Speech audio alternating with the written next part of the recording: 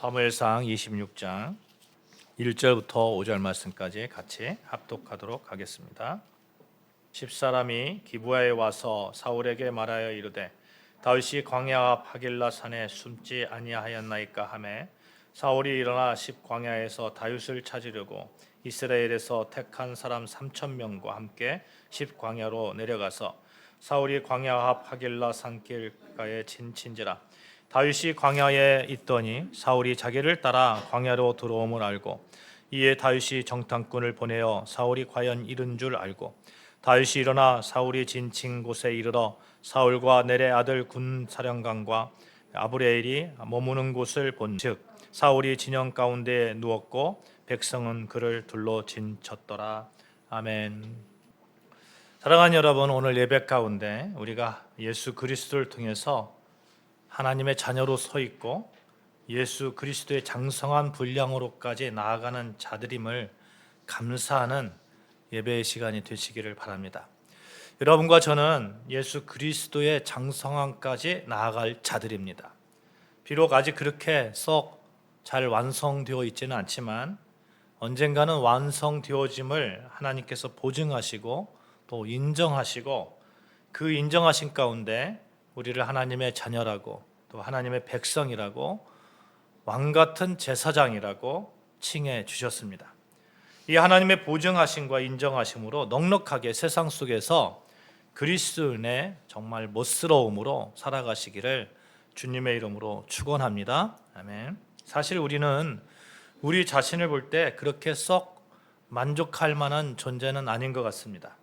여전히 힘겨워하고 여전히 죄 가운데 있고 여전히 갈등합니다. 그러나 하나님께서 그 모든 죄를 다 용서하시고 하나님의 백성으로 인정해 주시고 그렇게 우리를 인도하여 가시니 우리는 당당할 수 있습니다. 어떤 사람이 나에 대해서 그렇게 인정해 주면 그 인정함으로 인해서 그렇게 가려고 하는 그런 마음이 있잖아요. 그런 마음이 있습니다. 미국의 사회학자인 찰스 쿨리라는 분이 인간관계 이론에서 이런 얘기를 했어요. 거울 속에 자신을 보는 것처럼 다른 사람들이 바라보는 나의 모습 혹은 다른 사람들이 나에게 기대한다고 생각되는 그 모습을 내 모습의 일부분으로 흡수하여 자아상을 형성해 나아간다. 이런 얘기를 했습니다. 그러니까 다른 사람들이 너는 이러이러한 사람이야 이렇게 인정하고 그렇게 바라봐 줄 때 사람들은 은연중에 무의식 중에 그렇게 하려고 하고 그렇게 되어간다는 것이죠. 여러분, 우리는 하나님께서 하나님의 백성으로 하나님의 자녀로 인정해 주셨습니다. 사람이 인정해도 그렇게 가려고 하는데 하물며 하나님께서 우리를 그렇게 인정해 주셨는데 우리는 그리스도의 장성한 분량으로 나아가고 있습니다. 현재는 아닐지 모르지만 우리는 분명하게 나아가고 있음을 믿으시기를 주님의 이름으로 축복합니다. 여전히 자신을 바라보면 부족함 투성이잖아요. 오늘 이 예배 자리에 거룩한 옷을 입고 주님께 예배하고 있지만 그 옷을 한 겹만 벗겨보면 얼마나 깨지기 쉬운 존재입니까? 그래서 신학자 파스칼이 생각하는 갈대다 인간은 그런 얘기를 했잖아요. 조그만 바람에도 꺾일까 두려워합니다. 여름철에 아이스크림 있잖아요. 아이스크림. 겨울에는 아이스크림이 잘 녹지 않습니다. 그런데 여름에 되면 아이스크림 밖에 놓으면 그냥 아이스크림 어떻게 될까요? 그냥 확 녹아버립니다. 햇볕이 조금만 강해져도 녹습니다. 우리도 마찬가지예요. 교회 안에서 그렇게 거룩함으로 무장하고 있어도 세상에 나아가면 유혹의 온도가 조금만 올라가면 언제 그랬느냐는 듯이 그렇게 막 금세 녹아내려 버립니다. 그래서 형체를 알아볼 수 없을 정도로 내가 그리스도인인지 그리스도인이 아닌지 형체를 알아볼 수 없을 정도로 그렇게 되어 가져가는 우리 모습을 바라볼 때도 있습니다. 세상 속에서 내일부터는 기도하리라 이제는 미워하지 아니라 다짐하지만 그 다짐의 유효기간이 채 하루를 넘기기가 힘듭니다. 왜 이렇게 우리의 존재가 이런 존재일까요? 이유가 있습니다.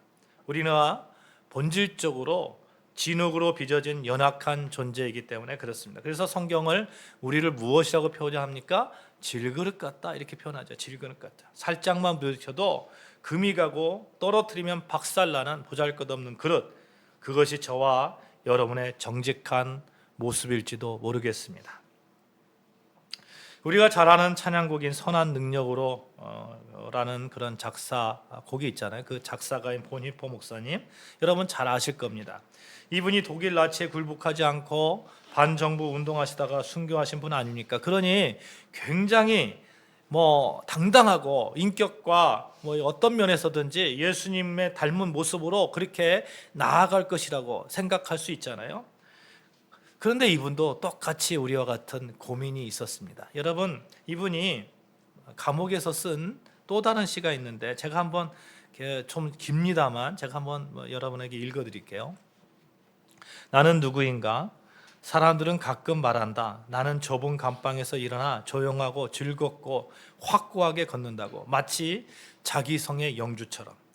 나는 누구인가? 사람들은 가끔 말한다. 나는 감시인에게 자유롭고 친절하고 분명하게 말을 건넨다고, 마치 내가 상관인 것처럼.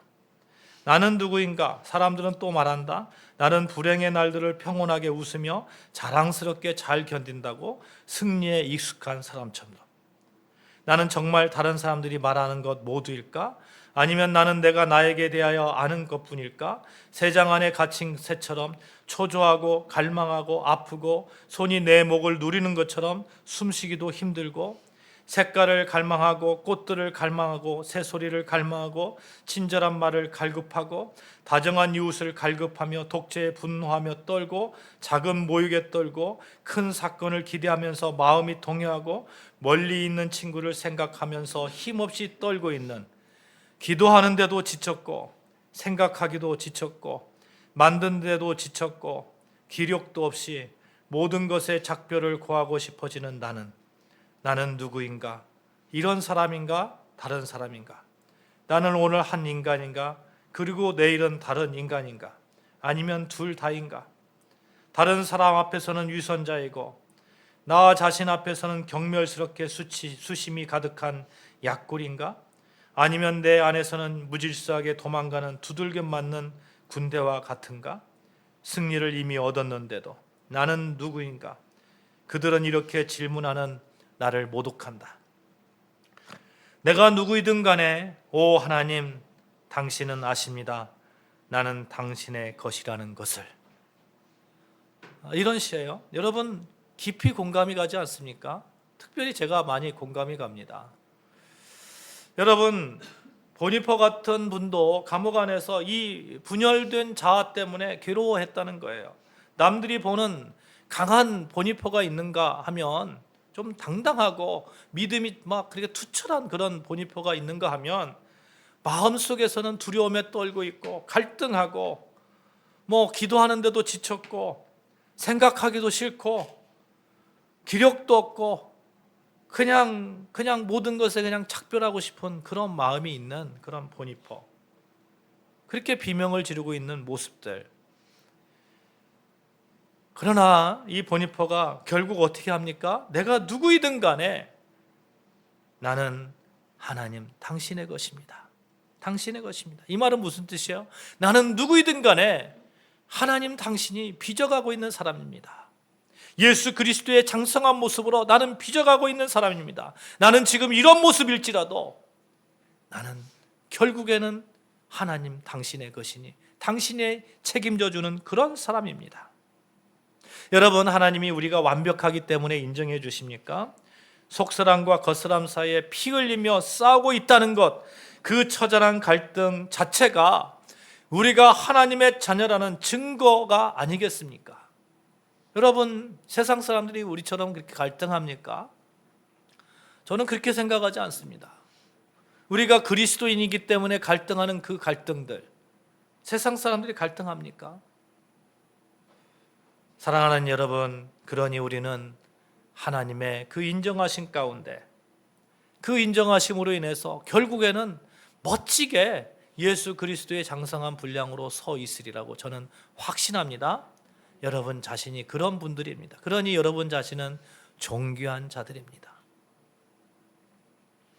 미국의 서양화가 벤저민 웨스트라는 사람이 있어요. 이분이 어린 시절에 동생을 이렇게 돌보고 있는 거예요. 그런데 그 잉크병을 쏟았습니다. 잉크병을 쏟고 온 집안이 막 얼룩이 되었어요. 그런데 잉크병을 쏟은 이유가 있어요. 뭐냐면 이분이 어린 시절 그림을 잘 그렸던 거예요. 그러니까 자기 동생이 셀리가 있는데 셀리를 이제 그려준다는 거예요. 잉크로 막 이렇게 그려주려고 막 한 거예요. 애기가 막 이렇게 그려주는데 막 쏟아버린 거예요. 쏟아버리고 뭐 엉망진창이 된 거예요. 그러니까 어린이가 뭐 잉크를 가지고 얼마나 잘 놀았겠습니까? 막 그 엉망진창으로 만드는 거죠. 근데 어머니가 집에 돌아왔어요. 그렇게 엉망이 되어버린 집, 잉크가 더러워진 그런 몸들, 뭐 바닥들 여러 가지 봤을 거 아닙니까? 근데 엄마가 이런 얘기를 하는 거예요. 아, 네가 셀리를 그렸구나. 이런 얘기를 하는 거예요. 그게 셀리로 보이겠습니까? 정말 엉망일 거 아니에요. 그런데 어린아이 이렇게 그림이 있으니까, 뭔가 있으니까, 아, 네가 셀리를 그렸구나. 이 경험을 바탕으로 벤자민이 어머니의 그 입맞춤이 나를 화가로 만들었다, 이런 얘기를 하거든요. 사랑하는 여러분, 우리는 하나님의 인정하신 가운데 있습니다. 우리가 삶의 도화지에 죄라는 잉크를 쏟아내고 갈등하고 엉망이 되어 있을 때에도 하나님은 그 얼룩을 보시는 것이 아니라 그 아래 숨겨진 하나님, 저는 정말 잘 살고 싶습니다. 저는 정말 그리스도인으로 잘 살고 싶습니다. 하나님의 자녀로 그렇게 승리하고 싶습니다. 라는 그런 가냘픈 진심을 보시기 때문에 그렇습니다. 여러분, 오늘 우리가 가진 이 나약함의 그 정점에서 우리보다 앞서 이 치열한 자아의 전쟁을 치렀던 두 인물을 살펴보고자 합니다. 한 사람은 자신의 나약함을 사람의 시선으로 감추려고 했던, 그래서 무너졌던 사울이고, 또 한 사람은 자신의 나약함을 하나님 앞에 정직하게 내어놓고, 하나님, 저는 이런 사람입니다. 하나님 돌봐 주셔야 됩니다. 하나님께서 하셔야 됩니다. 하나님의 시선으로 바라봤고 하나님의 시선 가운데 서려고 했던 다윗을 보는 겁니다. 24장에 보면 사울이 정예부대 3,000명을 이끌고 다윗을 잡으러 왔었습니다. 사울의 목적은 다윗을 죽이는 것이죠. 그런데 오히려 사울의 목숨이 다윗의 손아귀에 들어갔습니다. 엔디게 굴속에 다윗이 숨어 있는 줄도 모르고 사울이 용변을 보러 그게 엔디게 굴속에 들어갔죠. 그런데 다윗은 사울을 죽이지 않았습니다. 부하들은 하나님이 주신 기회라고 죽이라고 이런 기회가 어디 있습니까? 지금 아무도 없이 사울 혼자 탁 있는데 이 기회를 잡아서 사울 죽이면 당신이 왕이 되고 얼마나 편합니까? 막 부추깁니다. 근데 다윗이 사울의 옷자락만 배웠습니다. 이런 사실을 사울이 알았습니다. 다윗이 그래서 나와서 사울에게 이야기하는 겁니다. 왕이여. 그러니까 사울이 깜짝 놀라서 이게 뒤를 돌아보니까 다윗이 땅에 엎드려 절하고 있습니다. 그리고 다윗이 이렇게 이야기합니다. 제가 왕을 해하려 한다고 하는 사람들의 말을 왜 왕께서 들으십니까?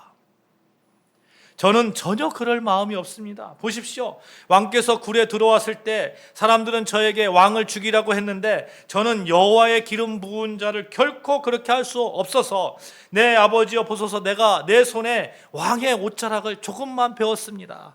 내가 죽일 수 있는 기회가 있었지만 왕의 옷자락만 배웠습니다. 왕께서는 저를 죽이려 하지만 저는 전혀 왕을 죽이려 하는 그런 마음이 없습니다. 내 충심을 보십시오. 이 이야기를 들은 사울이 막 우는 거예요. 그리고 다윗에게 이렇게 이야기합니다. 내 아들 다윗아, 이것이 내 목소리냐 하고 소리를 높여 울면서 여호와께서 나를 내 손에 넘기셨으나 네가 나를 죽이지 아니하였구나. 네가 오늘 내게 행한 일로 말미암아 여호와께서 내게 선으로 갚으시기를 원하노라. 이렇게 말을 합니다. 그리고 이렇게까지 말하는 거예요. 나는 네가 반드시 왕이 될 것을 안다. 이렇게 얘기합니다. 24장 20절 말씀에 보면 네가 왕이 될 것을 안다. 사울이 이렇게 얘기하는 거예요. 다윗에게 죄가 없다는 것은 누구보다 사울 자신이 잘 압니다. 그 죄 없는 다윗을 잡아 죽이려고 한다는 것이 옳지 않다는 것도 압니다. 그래도 다윗을 죽여야 한다고 생각했었는데 다윗이 자기를 죽일 수 있었지만 그냥 살려주었다는 것을 아니까 다윗에게 너무너무 미안한 거예요. 그리고 다윗을 죽이려고 하는 것이 얼마나 무모한 짓인지 알게 되었습니다. 왜냐하면 다윗은 어떤 사람입니까? 하나님의 영이 함께하는 사람입니다.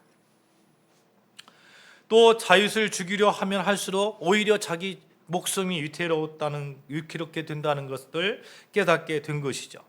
다윗에게 자기 후손을 멸하지 말라고까지 부탁을 합니다. 그래서 더 이상 다윗을 추격하지 않습니다. 이런 경험이 있으니까 이제 사울이 다윗을 추격하는 일은 다시 일어나지 않아야 되잖아요. 그렇죠? 다시 일어나지 않아야 됩니다. 그런데 26장에 보면 똑같은 사건이 벌어지는 거예요. 똑같이. 다윗이 십광야 앞 하길라 산에 숨어 있다는 제보를 받은 사울이 이스라엘의 최정예 부대 3,000명을 이끌고 다윗을 잡으려고 출동합니다. 다윗도 사울이 군대를 거느리고 왔다는 정보를 접하게 되죠. 다윗이 사울이 진친 곳에 가서 보니까 군대가 진을 치고 한가운데 사울이 있는 거예요. 사울은 진영의 가운데 누웠고 3,000명의 최정예 부대가 둘러싸고 있는 겁니다. 그러니까 3,000명이 둘러싸여 있고 가운데 이제 사울이 누워서 있는 거예요. 이에 다윗이 두 부하를 부릅니다. 하나는 햇사람 아히멜렉이고 그리고 다른 사람은 아비새라는 사람입니다. 다윗의 가장 측근인 사람입니다. 다윗이 두 사람에게 물어보는 거예요. 누가 나하고 같이 저기 한번 가볼래? 이렇게 얘기합니다. 그러니까 햇사람 아히멜렉과 조카 아비새가 이렇게 같이 있었는데 아비새가 제가 가겠습니다 이렇게 얘기하는 겁니다. 그래서 둘의 이제 같이 3,000명의 정예 부대가 있는 그 사울의 진영으로 들어갑니다. 슬그머니 잠입합니다. 3,000명이 누워 자는 곳에 지나려면 시간도 적지 않을 겁니다. 위험이 굉장히 많이 있을 거 아니에요. 언제 잡힐지 모르잖아요. 다행스럽게도 다윗과 아비새는 들키지 않고 사울이 자는 곳까지 쓱 들어갔습니다. 사울이 세상 모르고 자고 있습니다. 아비새가 이렇게 얘기하는 거예요. 하나님이 오늘 당신의 원수를 당신의 손에 넘기셨습니다. 그러므로 청하오니 내가 창으로 그를 찔러서 단번에 땅에 꽂게 하여 주시옵소서. 내가 그를 2번 찌를 것도 없습니다. 1번만 찌르면 됩니다. 허락해 주십시오. 지금 사울은 왕이고 다윗은 지금 도망자입니다. 왕이 도망자를 잡으려고 여기까지 왔는데 그런데 도망자가 노려보고 있는 거예요. 누워있는 사울을 노려보고 있는 거예요. 다윗의 목숨은 사울이 정말 사울이 다윗을 죽이려고 했는데 거꾸로 사울의 목숨이 이 다윗의 손아귀에 있는 겁니다. 그런데 여러분 다윗이 말립니다. 말려요. 어떻게 내가 여호와의 기름 부은 받은 자를 죽일 수가 있겠느냐. 그러면서 사울을 죽이지 않고 왕의 창과 물병만 가지고 쓱 나오는 거예요. 당시 어떤 사람의 물과 무기를 빼앗는다는 것은 생명을 빼앗는다는 거잖아요. 내가 너를 죽일 수 있었어. 이런 거잖아요. 한마디로. 다윗은 사울의 생명이 그의 손에 있었다는 것을 보여주고 있는 겁니다. 그리고 건너편 산 위에 올라가서 사울의 군대 장관 아브넬을 불러 깨웁니다. 내가 용사냐? 이스라엘 가운데 너 같은 자가 누구냐? 그러한데 내가 어찌하여 내 주 왕을 보호하지 아니하느냐? 여호와의 기름 부음 받은 너희 주를 보호하지 아니하였으니 너희는 마땅히 죽을 자이라. 이제 왕의 창과 왕의 머리 곁에 있던 물병이 어디 있나 보라. 이렇게 얘기합니다. 사울이 듣고 보니까 다윗인 거예요. 다윗의 말을 듣고 사울이 말합니다. 21절 우리 같이 읽을까요? 21절 같이 봉독합니다. 시작. 사울이 이르되 내가 범죄하였도다. 내 아들 다윗아 돌아오라. 내가 오늘 내 생명을 귀하게 여겼은즉 내가 다시는 너를 해하지 아니하리라. 내가 어리석은 일을 하였으니 대단히 잘못되었도다 하는지라.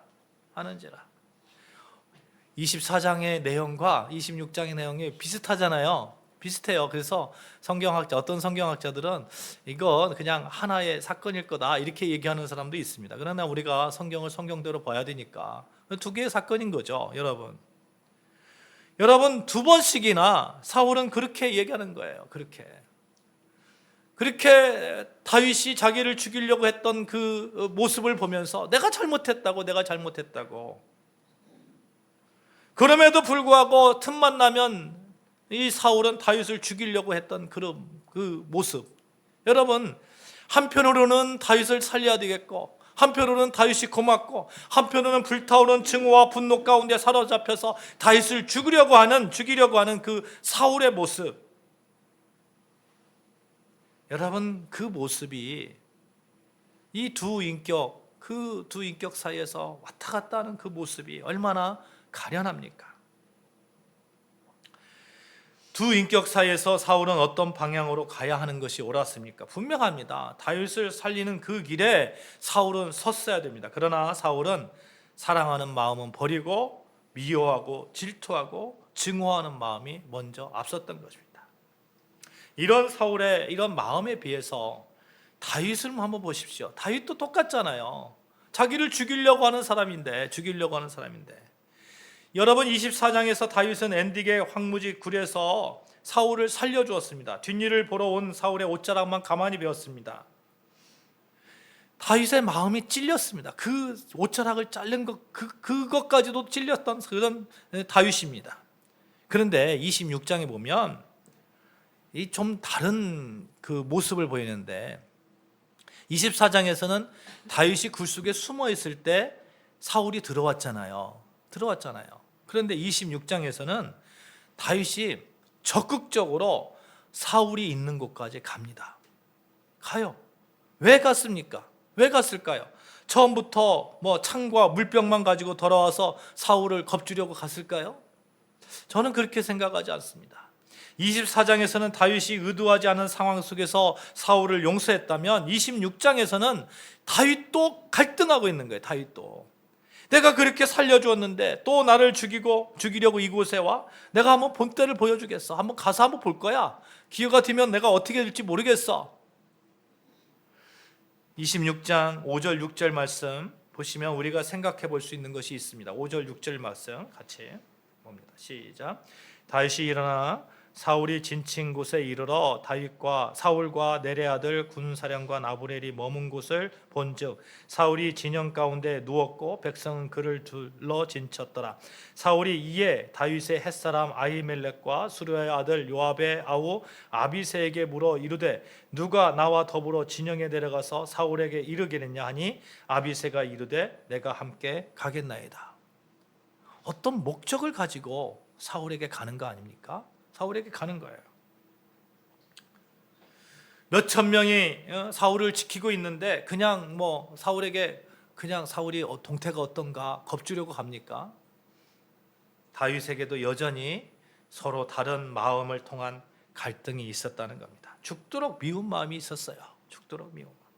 그럼에도 불구하고 하나님이 기름 부은 자이기 때문에 그렇게 하면 안 된다는 또 다른 그런 자아가 다윗에게 있었던 겁니다. 이 두 가지 마음이 충돌합니다. 그런데 다윗은 이 갈등 속에서 어떤 것을 선택했습니까? 선한 것을 선택했습니다. 그렇게 다윗은 승리했던 것입니다. 왜 사울은 실패하고 다윗은 성공했을까요? 이 사람의 말하는 방식은 실패한 사람에게 실패했다고 말하지 않고 실패를 선택했다고 이렇게 이야기하는 사람이 있거든요. 그래서 이런 거죠. 성공한 사람들은 성공했다고 말하지 않고 성공을 선택했다 이렇게 말하는 그런 사람이 있습니다. 글래서라는 심리학자인데 실패는 실패했다 이렇게 말하지 않고 그 사람은 실패를 선택했다 이런 거죠. 성공한 사람은 그 사람은 성공을 선택했다 이렇게 이야기하는데 사울이 선택한 것이 무엇이고 다윗이 선택한 것이 무엇인가 하는 겁니다. 왜 그래서 사울은 실패했고 다윗은 성공했느냐 하는 겁니다. 우리가 힌트를 얻을 수 있는 것이 있습니다. 사무엘상 18장 7절 9절 말씀 보실까요?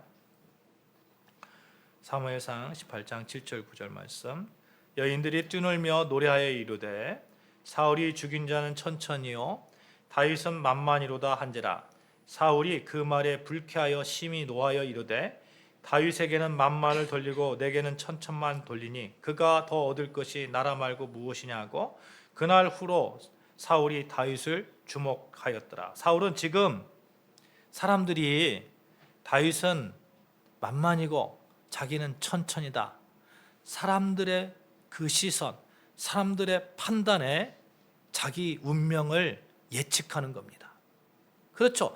사울은 하나님께서 이스라엘의 왕으로 세운 자입니다. 누가 세웠어요? 하나님이 세웠습니다. 하나님이.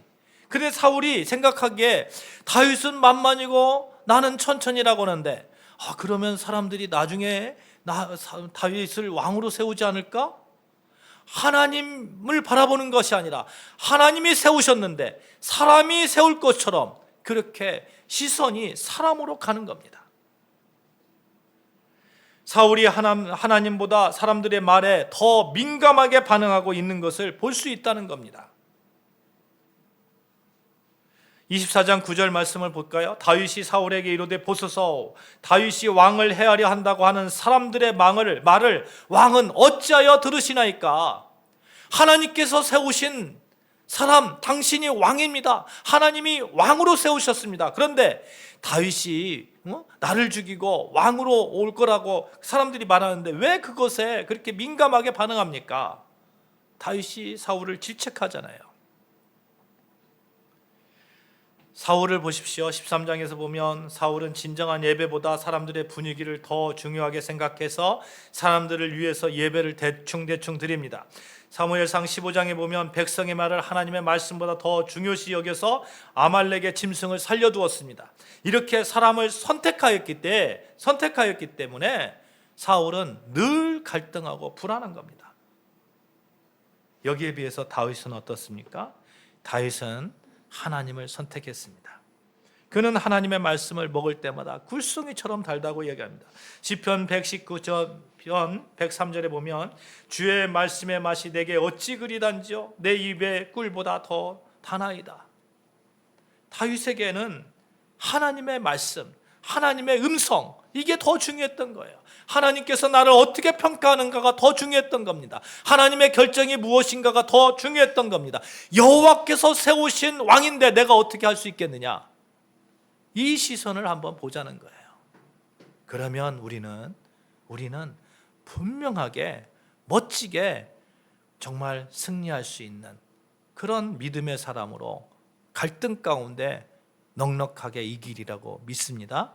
아멘. 그래서 우리는 갈등 가운데 하나님께서 무엇을 원하시는지에 늘 관심을 가지고 거기에 계속해서 이렇게 우리의 믿음을 보여주고 우리의 그냥 어떤 그 시선을 보여주고 우리의 갈 길을 나아가야 되는 겁니다. 한 인디안이 사람들 안에서 벌어지고 있는 전투에 대해서 손자에게 말했습니다. 얘야, 그 전투는 우리 모두 안에 있는 두 늑대들 사이의 전투란다. 한 마리는 악이고 한 마리는 선이야. 그 악은 분노, 질투, 시기, 슬픔, 후회, 탐욕, 오만, 자기 연민, 죄책감, 분노들 이런 거고, 다른 한 마리는 기쁨, 평화, 사랑, 희망, 평온 이런 거란다. 이렇게 얘기합니다.